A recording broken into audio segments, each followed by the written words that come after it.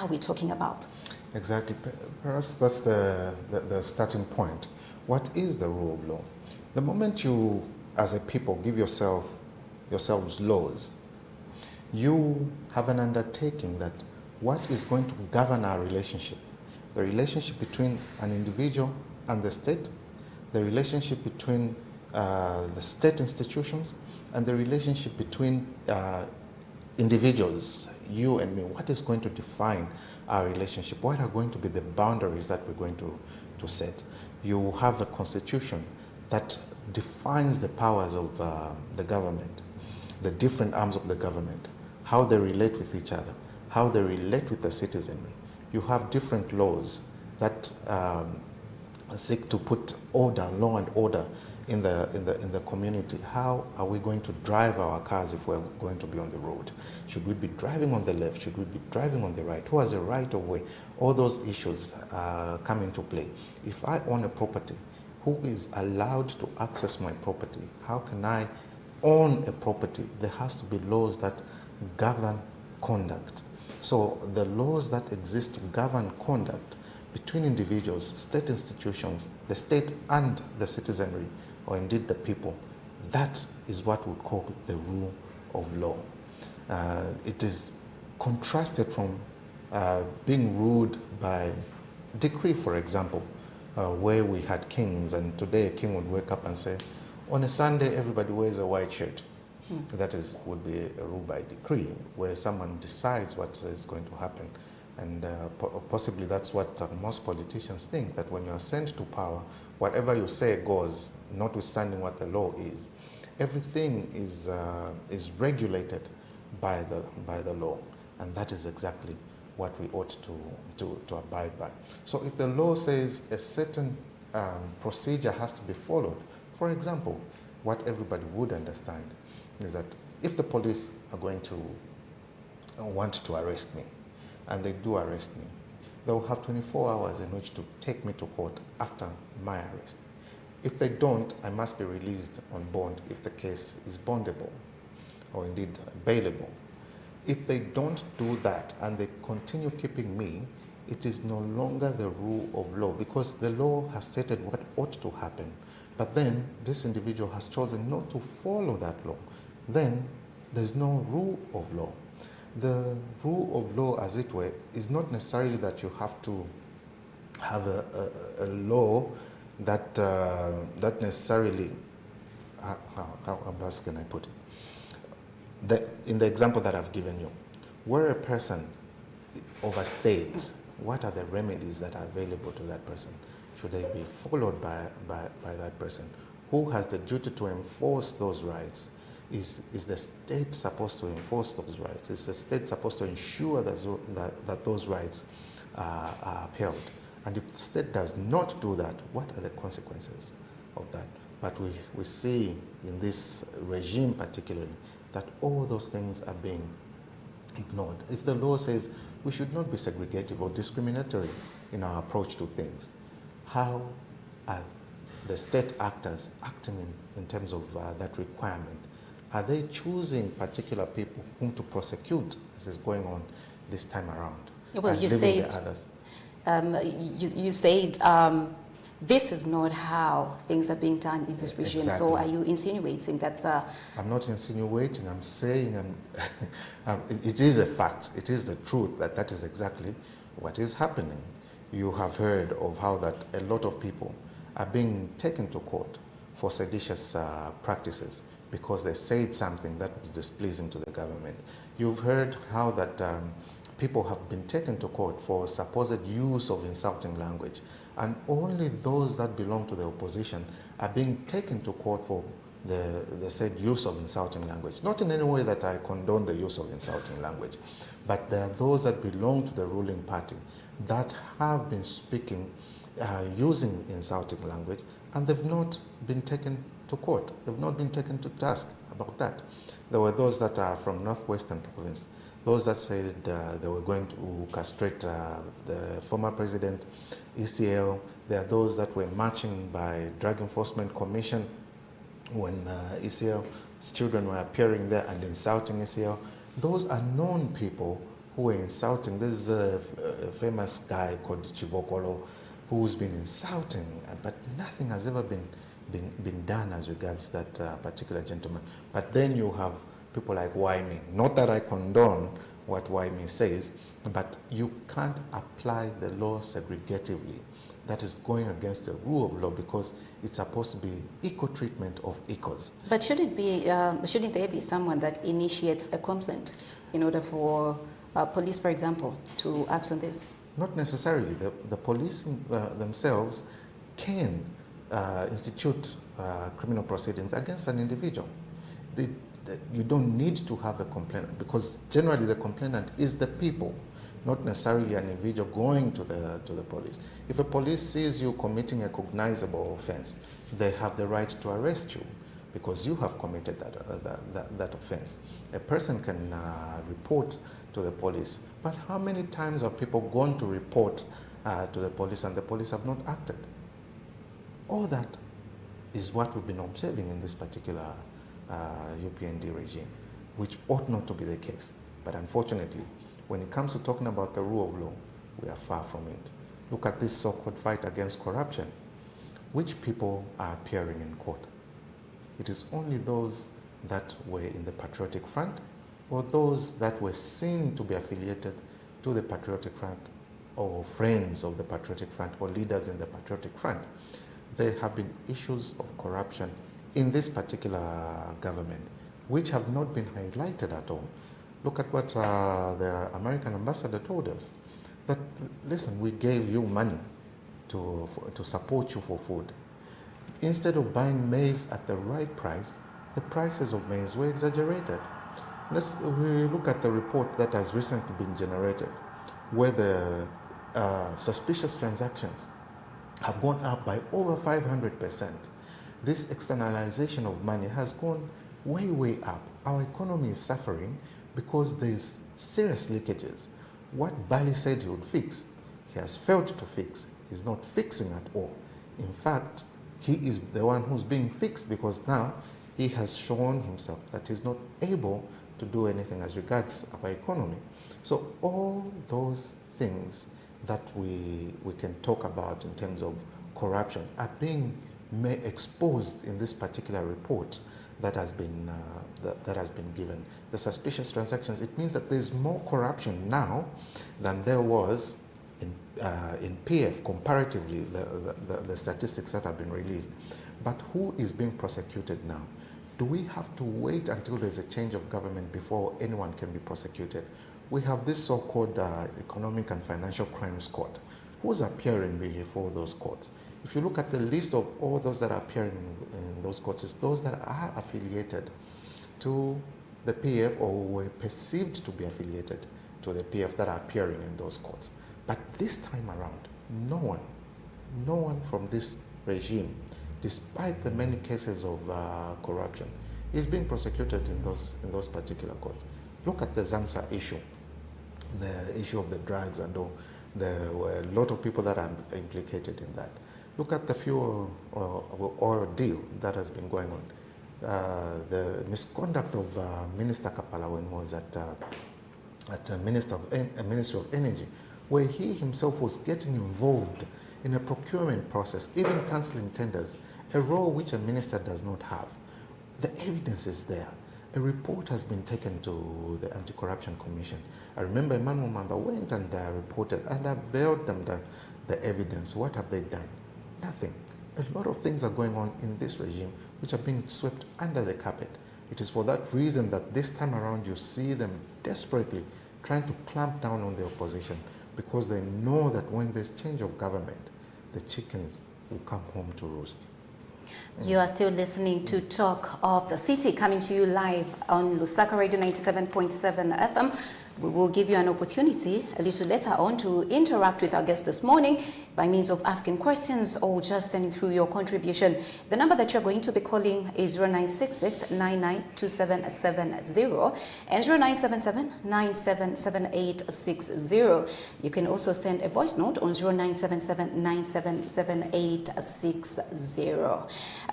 As we're waiting to get to a stage where we're going to open the line, let's get back to the issue of selective application Yes.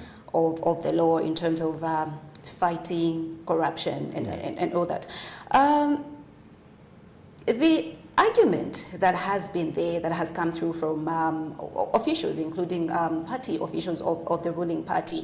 For example, recently, the deputy spokesperson for the UPND, Honorable Elvis Nkando, mentioned that if you haven't seen the law, okay, visit the certain ministers, for instance, that have been cited to be involved in certain corrupt activities. It's basically because there is no evidence to that effect.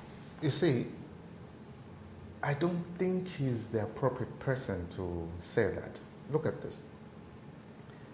We had a complaint over the conduct of the former Minister of Foreign Affairs, where he is said to have received a parcel from the Chinese, which was believed to be money. The next thing is the president who's on a press conference saying, well, yes, I got information to that effect. I called him. He refused. So what can I do? It is not his job to do that. It is for the investigative wings to investigate and give an update to the Zambians to say, in fact, it was not the case, not Nkando. Because he himself may be a subject of investigations over his conduct or misconduct. So he can't speak for and on behalf of the investigative wings. What we should be saying is that there was an investigation and they found no evidence. Has he said that? He simply is assuming that there isn't any evidence. What does he have to say about Kapala, who himself was involved in a procurement process when a minister should not be? That's an abuse of office. That has not gone away. It will not go away. So what does it mean when he says there's no evidence? I will challenge him to talk about the Kapala issue. Isn't there evidence that Kapala misconducted himself in that process? Let's talk about this issue of the pipeline from Tazama all the way, the Tazama pipeline. There was $19 million worth of stock in the pipeline. What has happened to that stock? When you gave it exclusively to one person to deal with, who has benefited from that $19 million? If you engage them to clean it up, did they appropriate it for their own use? Was it appropriated to government? If at all it was appropriated to government, which account did the money go in? The money is not said to have gotten into any of the government accounts. That's the $19 million. Who benefited from that $19 million? You have all that. And why did we get to a point where we had exclusivity to a known person who's an associate of the president dealing with that pipeline? Why did we have that exclusivity? Why have we only opened up the pipeline 4 years later to allow other oil marketing companies to be able to transport their fuels to this country? Does that explain why the fuel costs have been up? President Hakainde Hichilema himself had made a very, very accusing statement to say the reason the cost of fuel was high then at 17 kwacha was because there were middlemen that were in between. And if he had come in and if he was to intervene, he would remove the middleman and the price would come to 12 kwacha. Now, since he came in, has he removed the middleman? Or has he become the middleman such that now we're buying at 32 kwacha? What has happened to the middleman that he said he was going to remove so that we could be buying fuel at 12 kwacha? Why is it that Malawi, our very neighbors here, are selling their fuel at 15 kwacha and we are selling ours at 32 kwacha? What does Malawi have? Where is Malawi buying their fuel? All these things are questions that we ought to ask. Do we have a manager in office or a plunderer in office? The things that he said he would do, has he done them? What has gone wrong? Perhaps he needs to address the nation. Like he said, he would be addressing the nation very often, perhaps once every month, to tell us the update of what exactly has been going on. These are very important questions that he ought to respond to. What has happened to the cost of living, the issue of maize? You found mealie meal going at a pottery 150 kwacha. Okay, we'll get into that shortly.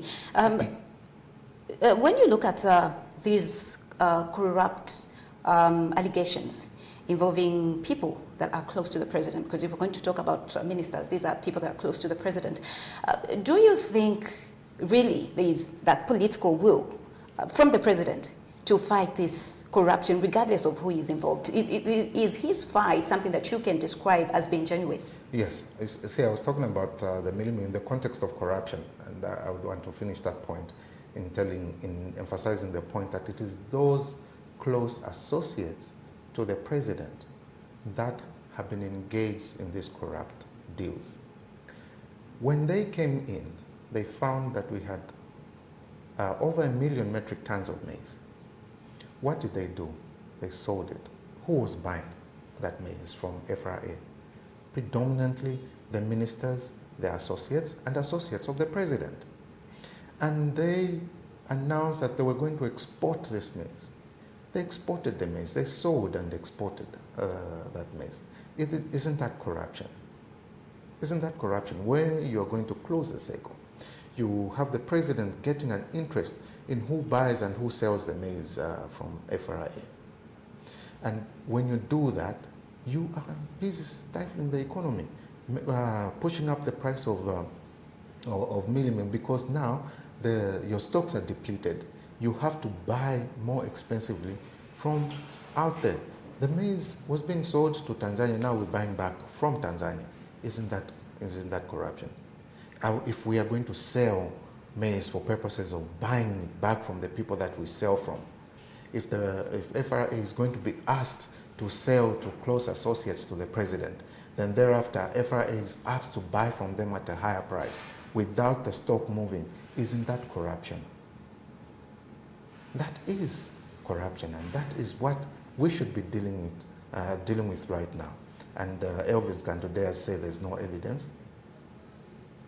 Can you say the fight against corruption as being re-emphasized by the president is genuine? There is no fight against corruption, and the president knows he's not fighting corruption. He's facilitating corruption. That's what I would say. The issue of giving the pipeline to one person is facilitation of corruption.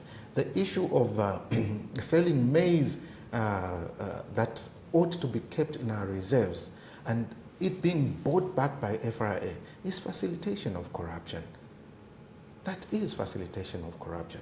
The Zamsa issue and importation of medicines from Egypt, that is facilitation of corruption. Listen, the European Union was interested in making sure that we could be able to provide or produce generic drugs from within.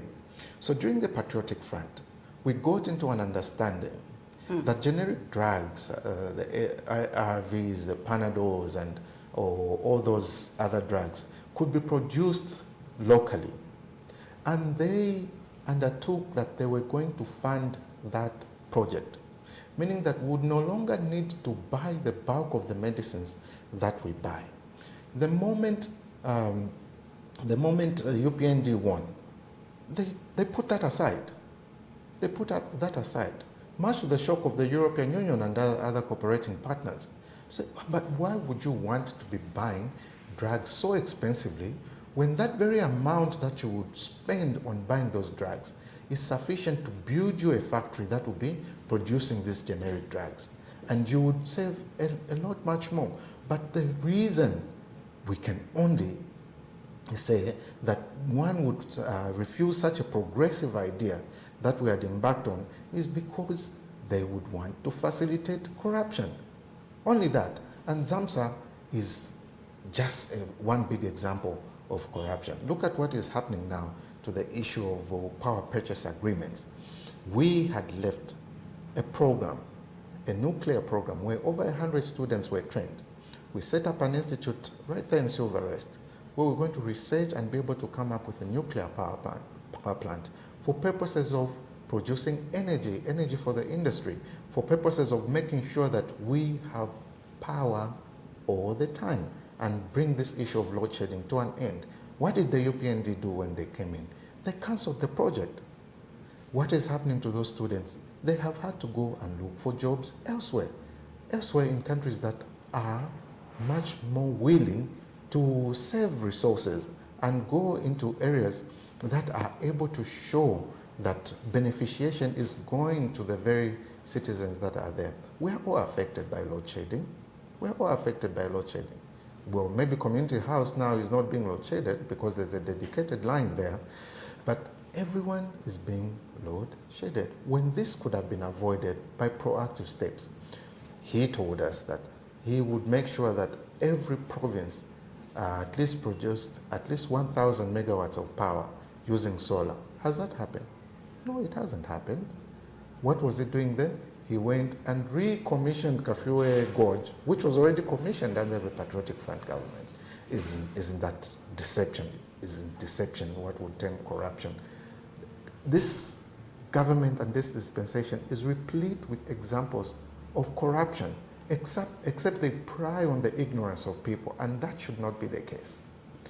People should be given the truth, and let you who is administering the affairs of the state be truthful to the people. You can't manage the affairs of the nation by propaganda and by lies. Who doesn't know that President Hakainde Hichilema is a liar?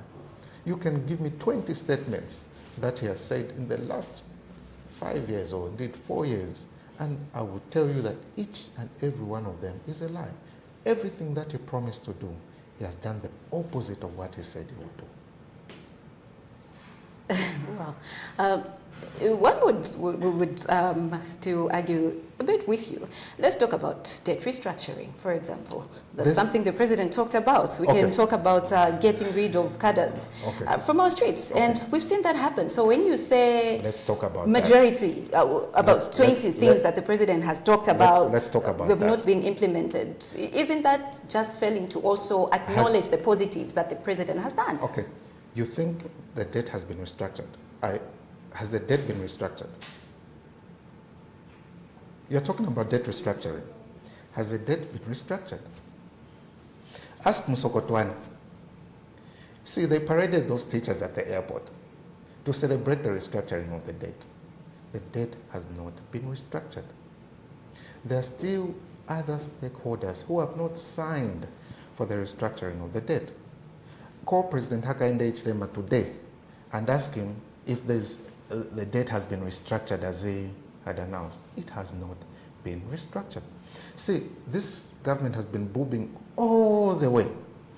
See, the terms of the debt restructuring was such that they were going to treat all parties that were being owed equally. They are